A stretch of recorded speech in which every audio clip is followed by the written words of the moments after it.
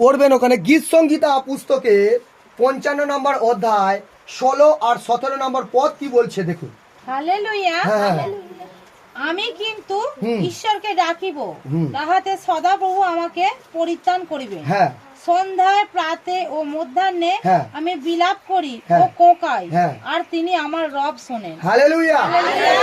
আজকে এখানে পরমেশ্বর পিতার বাণীতে লেখা আছে গীত সংগীতা পুস্তকের তার ৫৫ নম্বর অধ্যায় ১৬ আর ১৭ পদ এখানে আমাদেরকে শিক্ষা দিচ্ছে। দাউদ বলছে আমার জীবনে যখন আশিস ছিল না, আমার জীবনে যখন ফল ছিল না, আমার জীবনে যখন অভাব ছিল, আমার জীবনে যখন দুঃখ ছিল, আমার জীবনে যখন কষ্ট ছিল, তখন আমি ফেসলা নিয়েছি আমি পরমেশ্বর পিতার কাছে প্রার্থনা করব। হালেলুয়া। আর তিনি জানতে পেরেছে যে পবিত্র আত্মার কাছে যখন আমি প্রার্থনা করব, আমার জীবনে যা কিছুই আসুক ওই সমস্যা বিলকুল সরে যাবে। হালেলুয়া। সেই জন্য ১৬ নম্বর পদ এখানে বলছে আমি কিন্তু ঈশ্বরকে ডাকিব। কে বলছে? আমি কিন্তু ঈশ্বরকে ডাকিব, কাউকে বলছে না, বলছে আমি ঈশ্বরকেই শুধু ডাকিব। আজ অনেক কলসিয়া দুঃখ সময় অনেক বাবাকে ডাকে। পৃথিবীতে তোমার কটা বাবা আছে ভেবেই বলছো তো? অন্য বাবাকে মানুনি তো? পবিত্র আত্মা এখানে কিন্তু কথাটা কেন বলেছে এখানে ভালোভাবে বোঝার দরকার আছে। প্রত্যেকটা ওয়ার্ড তার বাণী মূল্যবান। এখানে দাউদ নিজে বক্তা, নিজে বলছে আমি কিন্তু ঈশ্বরকেই ডাকিব। তার মানে কিন্তু কথার অর্থ আমি কাউকে নয়, কিন্তু ঈশ্বরকেই ডাকিব। আপনার ঈশ্বর কে আজ কলসিয়া? আর সদাপ্রভু ঈশ্বর আছে না নেই? পবিত্র আত্মা বলছে আজকে যিশু মসিহ বলছে আমি ঈশ্বর, কেননা তিনি অনেক বাণীতে বলেছে যে আমাকে দেখেছে এবং আমার পিতাকেও তিনি দেখেছে। তার মানে এখান থেকে বুঝতে পারি জীবন্ত প্রভু যিশুই একটা ঈশ্বর। হালেলুয়া। আর যাকে যে সমস্ত ব্যক্তি যারা ঈশ্বরকে ডাকছেন, পরমেশ্বর পিতা বলছে তোমার জীবনে আমি চমৎকার করবো। সেই জন্য পরমেশ্বর পিতা এখানে কি বলছে? বলছে আমি কিন্তু ঈশ্বরকে ডাকিব। দাউদ বলছে তাহাতে সদাপ্রভু আমাকে পরিত্রাণ করিবেন। হালেলুয়া। তার মানে পরিত্রাণ কার কাছে আছে? প্রভু যিশুর কাছে আছে, সেই সদাপ্রভুর কাছে। এখানে দাউদ ফেসলা নিয়ে নিয়েছে। দাউদ যখন পাপ করেছিল, সমস্যায় পড়েছিল, আর দাউদ তখন চিন্তা করছে আমি যদি পাপ না করতাম সমস্যা আসতো না। আজ অনেক ব্যক্তি ভুল পথে যায় আর সেই জন্য তার জীবনে সমস্যা আসে।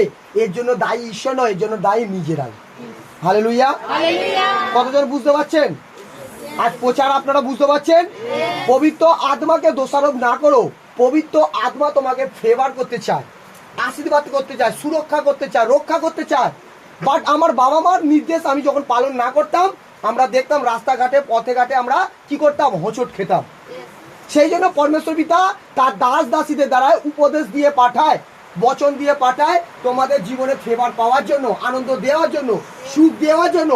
বাট আমরা সুখ পাই না, আনন্দ পাই না এই কারণে যে দাস দাসীর আজ্ঞাকে, সেই ইহোবা পরমেশ্বর আজ্ঞাকে আমরা কি করি? আমরা পালন করি না।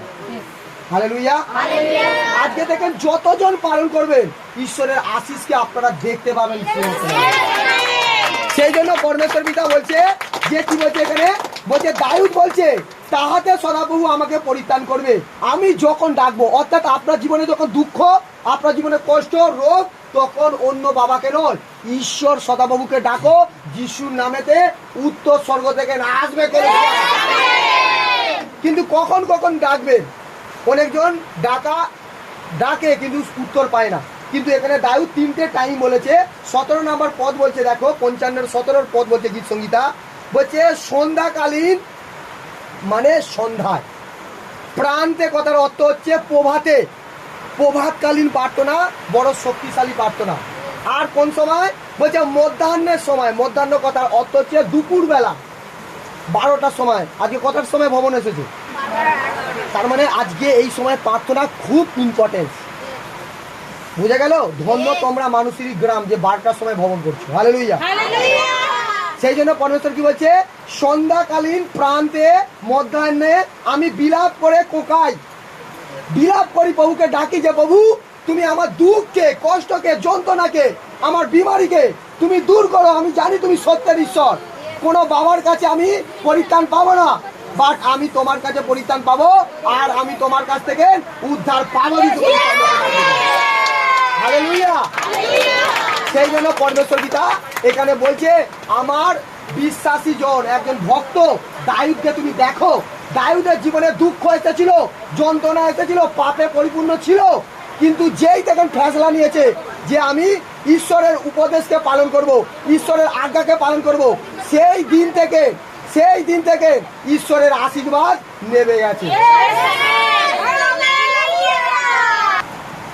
গীত সংগীতা যে বচন আমরা করছিলাম, যে তার 55 নম্বর অধ্যায় 17 নম্বর পদ বলছে, দাউদ তিনটের সময় দাউদ প্রার্থনার যোদ্ধা ছিল, আর তার শরীরে সমস্যা এসেছিল, তার পরিবারে সমস্যা এসেছিল,